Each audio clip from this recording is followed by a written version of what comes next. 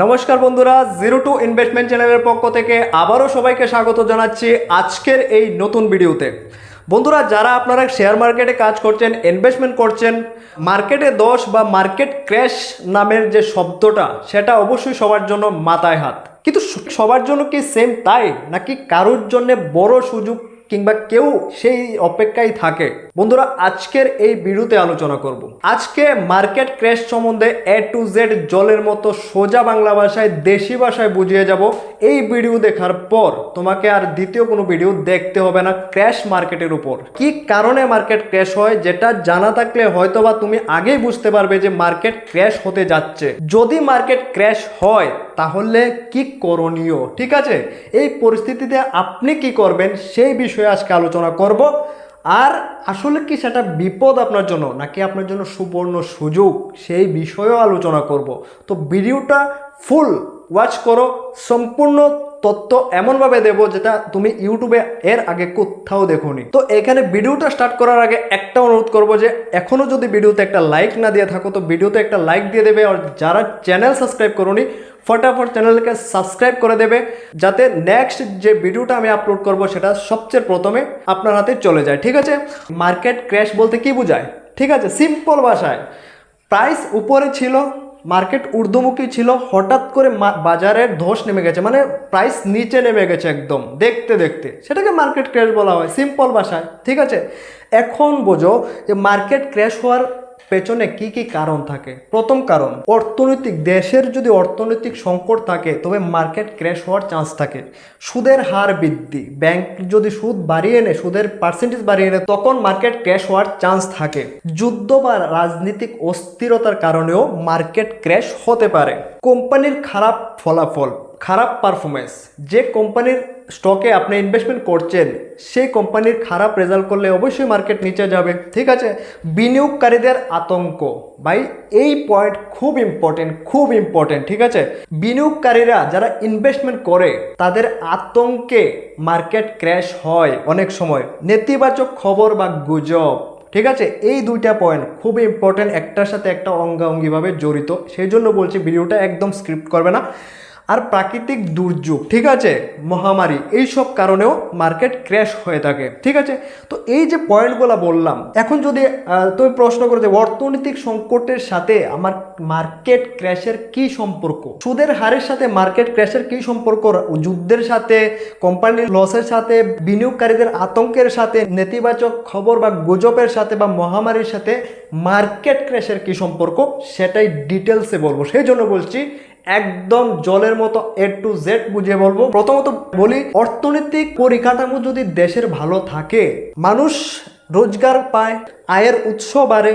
আয়ের উৎস বাড়লো কি, মানে হাতে টাকা আসলো, আর টাকা আসলো কি, অবশ্যই একটা ইচ্ছা ছিল যে একটা বাড়ি করব, একটা ঘর করব, কিংবা একটা গাড়ি আমি কিনবো, একটা কার কিনবো। তো এখন যখন আপনি একটা সাপোজ ধরুন একটা স্বপ্নের বাড়ি বানানোর প্ল্যান, ঠিক আছে?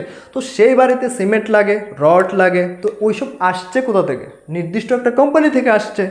তো সেই কোম্পানি আপনার কাছে রড বিক্রি করছে, সিমেন্ট বিক্রি করছে, ঠিক ইনডাইরেক্টলি আপনি কোম্পানিকেই পে করছেন। হ্যাঁ, আপনি তো দোকানদার থেকে নিচ্ছেন, ডিলার থেকে নিচ্ছেন, বাট ডিলার তো কোম্পানি থেকে কিনে আনছে, তো ইনডাইরেক্টলি কোম্পানির কাছেই টাকাটা যাচ্ছে।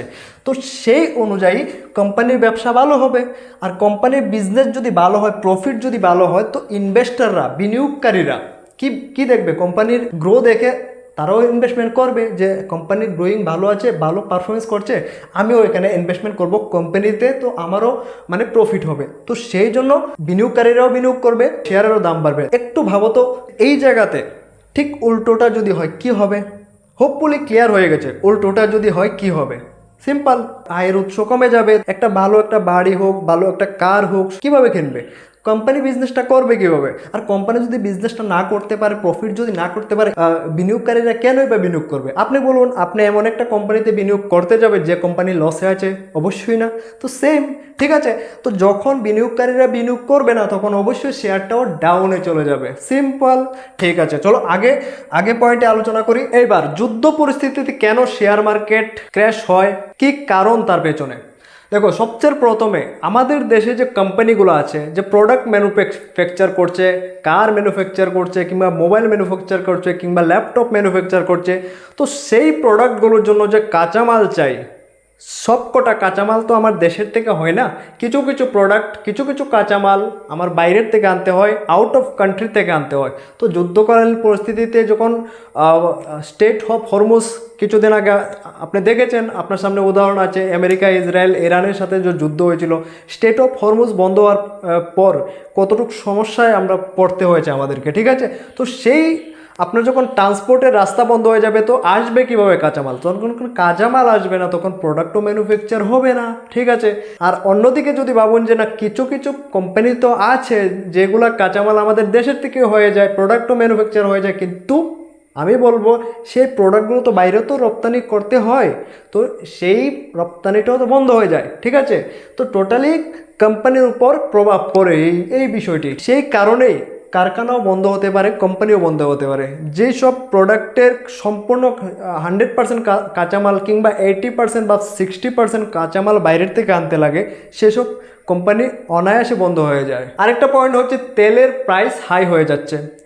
যেহেতু আপনি দেখেছেন স্টেট অফ হরমুজের শুধু এই যুদ্ধের কারণে তেলের কি সংকট দেখা দিয়েছিল আমাদের দেশে কিংবা আশেপাশে দেশগুলোতে, তো তদ্রূপ সেম কোম্পানি এই তেল সরবরাহ করতে পারছে না সঠিকভাবে, এবং যদিও করে কিন্তু হাই প্রাইস দিয়ে করছে ট্রান্সপোর্টেশন। এইবার যদি আপনি বলেন যে কোম্পানি তেল দিয়ে কি করছে, কোম্পানিতে মেশিন আছে, এইসব জিনিস ইউজ করতে গেলে ডিজেল, পেট্রোল এসবের প্রয়োজন হয়, কিংবা আজকে আপনার কোম্পানি গুজরাটে আছে কিন্তু আসাম থেকে কিছু কাঁচামাল আপনি নেবেন, তো ট্রান্সপোর্টেশন লাগে। তো এই অনুযায়ী তেলের সাথেও কোম্পানির সম্পর্ক, আর কোম্পানির সাথে শেয়ারের সম্পর্ক, ক্র্যাশের সম্পর্ক, ঠিক আছে।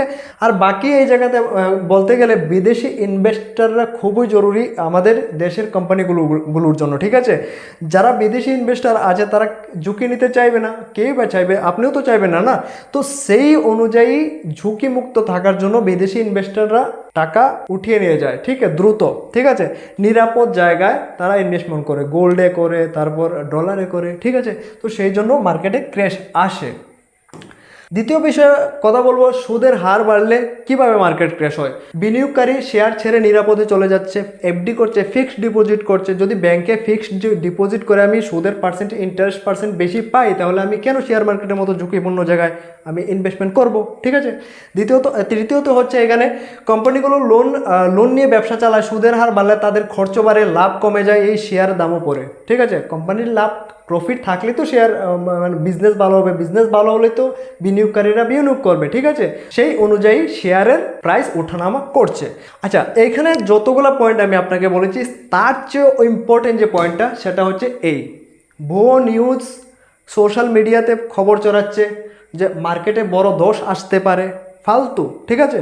প্রথমত নিউজটা তো আসছে, ঠিক আছে, নিউজ আসার পর আপনি আর আমি ভয় পাচ্ছি কি সত্যি মানে মার্কেট ধস নামবে, আমি তো কিছু প্রফিটে আছি, তো এখন সেল করে দিই, যতটুকু প্রফিটে আছে আমি এটা বুক করে নিচ্ছি, ঠিক আছে। তো আমি যখন সেল করব, আমি আপনার মতন কিছু লোক তো সেল করবে, তো আর কিছু লোক এই জায়গা থেকে ফলো করছে যে নিউজটা ঠিক আছে, এটা ভুয়া নিউজ, আমি বুঝতে পেরে গেছি, আমরা সেল করব না। যখন আপনি আমি কিছু মানুষ সেল করা শুরু করব না, তো মার্কেটের গ্রাফটা এরকম কিছুটা হয়ে যাবে, ঠিক আছে। তো এই সিস্টেমের ডাউন গ্রাফ দেখার পর সবাই আতঙ্কিত হয়ে পড়বে যে না, এই নিউজটা ঠিকই আছে, মার্কেটে ধস নামবেই। তো সবাই একসাথে সেল করা শুরু করে দেয়, আর সবাই যখন একসাথে সেল করা স্টার্ট করে না, তো মার্কেট হঠাৎ করে ক্র্যাশ করে, হঠাৎ করে, ঠিক আছে।